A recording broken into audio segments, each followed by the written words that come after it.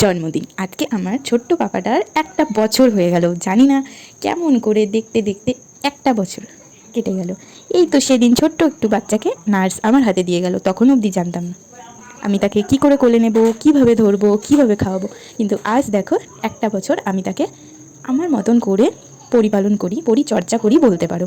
তো আজকে আমার ছোট্ট পাপাটার জন্মদিন, তাই আমরা চলে গেছিলাম পোড়ামাতালায় পুজো দিতে। তারপর গেছিলাম সমাজবাড়ি মন্দিরে, এটা আমাদের বাড়ির কাছে। ওখানে গিয়ে ঠাকুরের কাছে পাপাকে পুজো দিয়ে শোয়ালাম। তো পুজো দিয়ে আমরা বাড়িতে চলে আসলাম। আসার পরে পাপাকে কটা বেলুন ফুলিয়ে দিলাম, খেললো, খেলাধুলা করলো। আর এদিকে আমরা রান্নার গোছাগাছি করে ফেললাম, সমস্ত ভিডিও করতে পারিনি। তো এই দেখো, আর ওর বাবা করছে হালকা ফুলকা কিছু ডেকোরেশন, যেহেতু একটু বার্থডে আর থালা সাজিয়ে দেওয়া হবে, তো সেই কারণে চলছে আমাদের হালকা ফুলকা কিছু ডেকোরেশনের কাজ।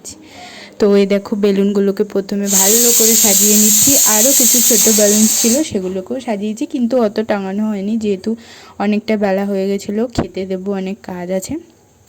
তো এই যে, আর জন্মদিনের মেনুতে ছিল 5 রকমের ভাজাভুজি, শাক, চিংড়ি মাছ, আর ছিল চিকেন আর পায়েস। আর একটা থালার মধ্যে দিয়েছিলেন কিছু লেস, চকলেট, চিপস, যেগুলো আমার পাপা হাতই দেয়নি। তো এই যে দেখো, সবার প্রথমে নিয়েছে আলু ভাজা, আলু ভাজাটাকে মুখে দিয়েছে, দিয়ে খাচ্ছে। তো এইভাবেই হলো বিকেলবেলাটা। আমরা সবাই মিলে গেছিলাম একটুখানি ঘুরতে।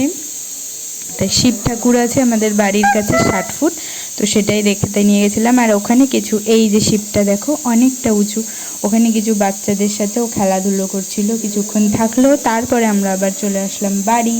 তো এই জায়গাটা এতটাই সুন্দর, আমি ফার্স্ট টাইম আসছি। নবদ্বীপ শ্মশানের কাছেই অবস্থিত এই মন্দিরটা, নতুন হয়েছে মন্দিরটা, আরও পাশে কাজ হচ্ছে, রাধাকুণ্ড, শিবকুণ্ড, মানে স্নানের হচ্ছে।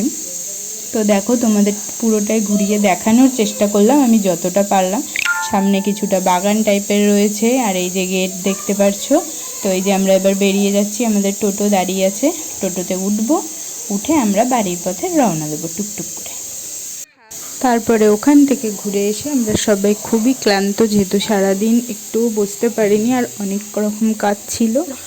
তো এই যে এটা হলো বাবার মিডনাইট বার্থডে সেলিব্রেশন, মানে রাত 12টার সময় বাবা এনেছিল একটা ছোট্ট কেক, তো সেটাই আমরা কেটে একটু ঘরোয়াভাবে সেলিব্রেট করেছিলাম। যেহেতু অতটাও বড় হয়নি আর কেক কাটতে পারবে না, তো আমরা চেয়েছি সব কিছু সিম্পলের মধ্যে রাখার জন্য। তো আমার ভিডিওটা কেমন লাগলো আবার ফিরে আসছি অন্য কোনো দিন।